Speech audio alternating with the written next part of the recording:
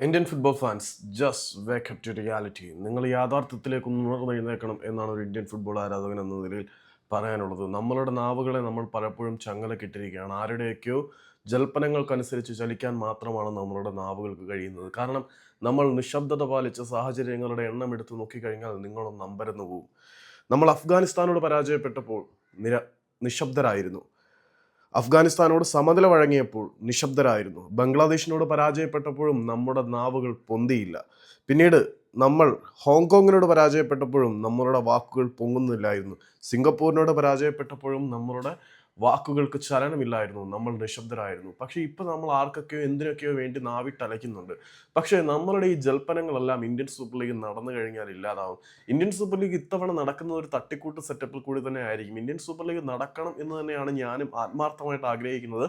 പക്ഷേ Indian super league നടക്കുന്നതോടുകൂടി ഇവിടെ ഒരുപാട് നാവുകൾ വീണ്ടും നിശബ്ദരാവും. നമ്മൾ വീണ്ടും എന്തൊക്കെ അവഗണിക്കും എന്ന് ചോദിച്ചു കഴിഞ്ഞാൽ അവഗണനയുടെ തോത് ഇങ്ങനെ പോകും.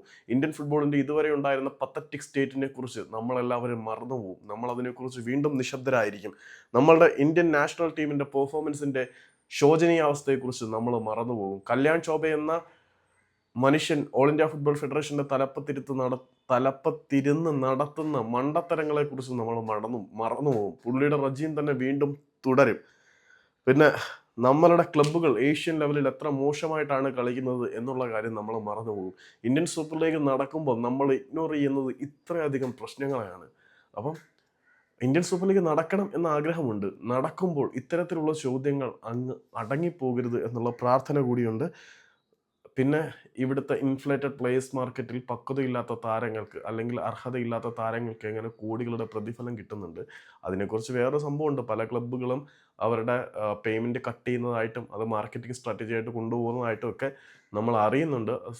പ്ലേയേഴ്സിൻ്റെ സമ്മതത്തോട് കൂടിയിട്ട് ഒരു മാർക്കറ്റിംഗ് സ്ട്രാറ്റജി യൂസ് ചെയ്യുന്നതും നമ്മൾ റിപ്പോർട്ടുകളായിട്ട് പുറത്തേക്ക് വരുന്നുണ്ട്.